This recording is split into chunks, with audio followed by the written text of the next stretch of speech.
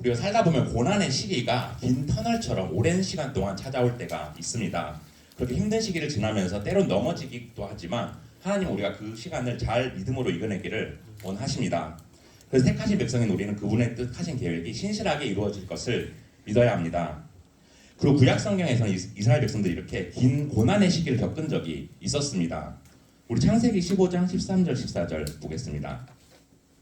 여호와께서 아브라함에게 이르시되 너는 반드시 알라 내 자손이 이방에서 객이 되어 그들을 섬기겠고 그들은 400년 동안 내 자손을 괴롭히리니 그들이 섬기는 나라를 내가 징벌할지며 그 후에 내 자손이 큰 재물을 이끌고 나오리라. 하나님은 아브라함에게 이스라엘 백성들이 400년 동안 애굽에서 종살이를 한다고 말씀하시면서 이스라엘의 잃어버린 400년에 대한 계시를 주십니다. 그리고 400년이 지난 후에는 애굽을 벌하시고 이스라엘 백성들이 그곳에서 많은 재산을 가지고 나올 것이라고 말씀하십니다. 그래서 이스라엘 백성들이 400년 동안 종살이를 하면서 긴 고난의 시간을 가졌지만 그에서 출애굽을 해서 하나님께서 약속하신 가나안 땅에 들어가서 하나님의 복을 누렸습니다.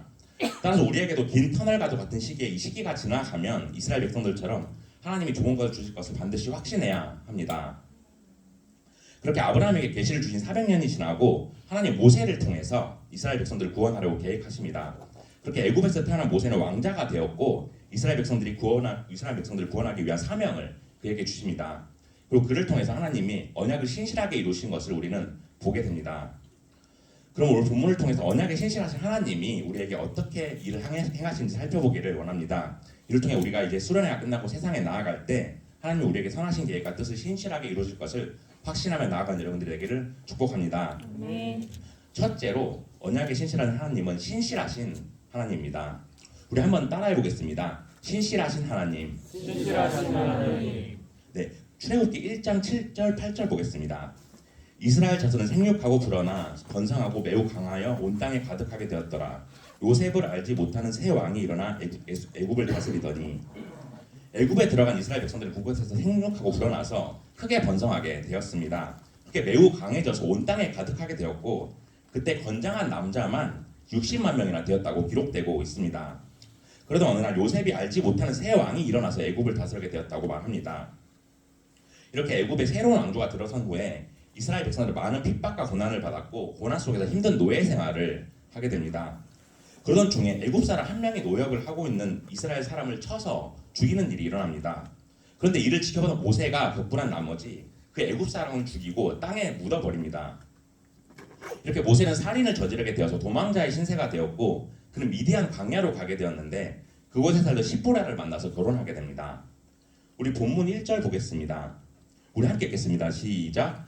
모세가 그의 장인 미디안 제사장 이드로의 양떼를 치더니 그때를 광야 서쪽으로 인도하여 하나님의 산 호렙에 이르매. 이렇게 모세는 미디안 땅에서 오랜 시간 동안 장인 어린이 소유한 양떼들을 치게 되었고 어느덧 40년의 세월이 흘렀습니다. 이렇게 모세가 긴 터널의 시기를 지나고 있던 그 어느 날 하나님이 그에게 찾아오셔서 말씀을 주십니다. 우리 본문 2절 3절 보겠습니다.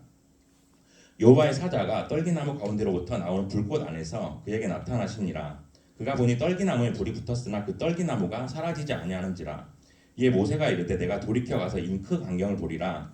떨기나무가 어찌하여 타지 아니하는고 하니 그때 여호와의 사자가 떨기나무 불꽃 안에서 나타나서 모세에게 하나님의 말씀을 전합니다. 여기서 떨기나무는 아카시아 덤불나무를 뜻하는데 이 평범한 나무를 뜻합니다. 그래서 이 평범한 나무에 불이 붙었는데도 신기하게 불에 타서 없어지지 않습니다. 그리고 나서 여호와의 사자가 계속해서 말합니다. 본문 4절 5절입니다. 여호와께서 그가 보려고 돌이켜 오신 것을 보신지라 하나님이 떨기나무 가운데서 그를 불러 이르시되 모세야 모세야 하시매 그가 이르되 내가 여기 있나이다. 하나님이 이르시되 이리로 가까이 오지 말라. 내가 선 곳은 거룩한 땅이니 내 발에서 신을 벗으라. 모세는 떨기나무가 타지 않는 신기한 광경에 압도되었고 이러한 모세에게 하나님은 모세야 모세야 이렇게 친근하게 2번 불러주십니다. 그래서 모세는 친근하게 불러주시는 하나님의 말씀에 경청하게 됩니다. 이어서 하나님은 내가 선 곳은 거룩한 땅이니 내 신을 벗으라 이렇게 말씀하십니다. 근데 당시 유대인들이 신발을 벗는 의미는 거룩한 장소에 갔을 때 그곳을 더럽히지 않겠다는 경외와 존경의 표시였습니다. 그래서 모세는 신발을 벗고 거룩한 하나님 앞에서 겸손히 경외하는 마음으로 하나님의 말씀에 귀를 기울였습니다. 그리고 그는 이스라엘을 애굽에서 구원하라고 하시는 하나님의 말씀을 듣게 됩니다.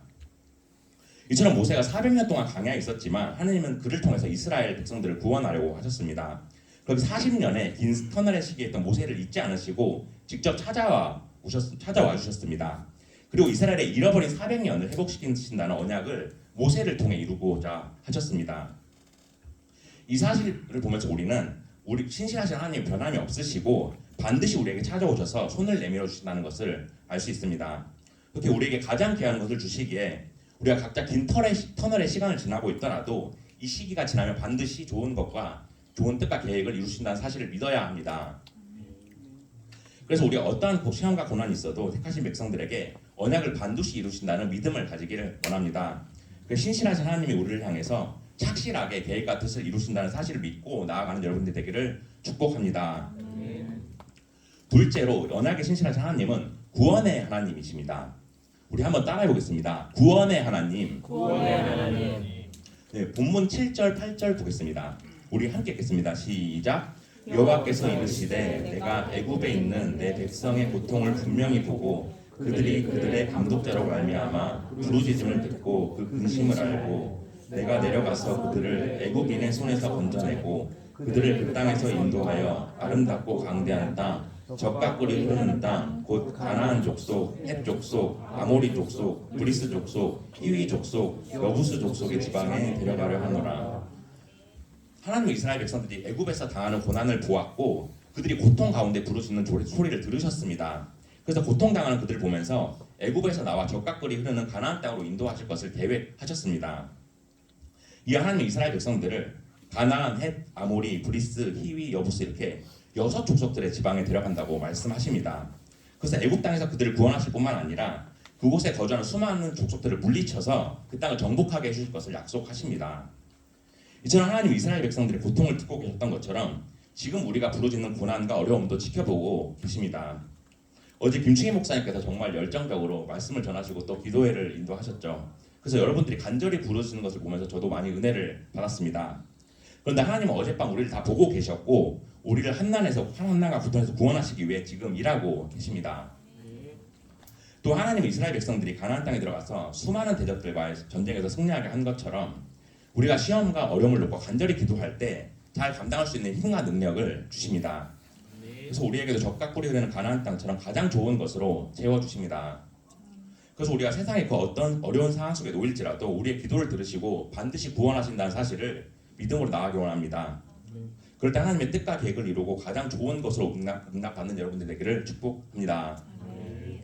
마지막으로 셋째로 언약의 신실하신 하나님은 동행의 하나님이십니다.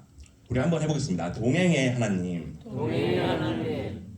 본문 11절 12절 우리 함께 읽겠습니다. 시작. 모세가 하나님께 아뢰되 내가 누구에게 바로에게 가며 이스라엘 자손을 애굽에서 인도하여 내리이까 하나님이 이르시되 내가 반드시 너와 함께 있으리라. 내가 그 백성을 애굽에서 인도하여 낸 후에 너희가 이 산에서 하나님을 섬기리니 이것이 내가 너를 보낸 증거니라. 모세는 자신을 찾아오신 하나님의 말씀을 겸손하게 듣습니다. 하지만 자신이 무슨 자격으로 이스라엘 백성들을 구원할 수 있냐고 말합니다. 그게 두려워하면서 자신감이 없이 하나님의 명령을 받아들이지 못했습니다. 하지만 하나님은 두려워하고 있는 모세를 이해하시면서 용기를 주시고자 하셨습니다. 그래서 내가 반드시 너와 함께 있으리라 이렇게 말씀하시면서 그와 동행하실 것을 약속하십니다. 그래서 그가 담대히 나아가서 이스라엘 백성들을 구원할 수 있게 동기부여를 해주십니다.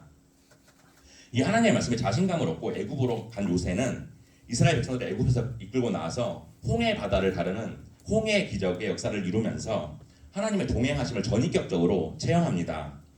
이렇게 모세가 홍해 바다를 가른 이야기는 기독교인들이 아닌 사람들도 다 아는 이야기입니다. 여러분들도 이 사실 믿으십니까? 네. 뿐만 아니라 모세가 죽고 나서 그의 뒤를 이은 여호수아도 요단강을 건너고 여리고성을 무너뜨리는 기적을 행하면서 이스라엘 백성들이 가나안 땅에 들어가서 하나님의 동행하심을 다시 한번 체험하게 됩니다.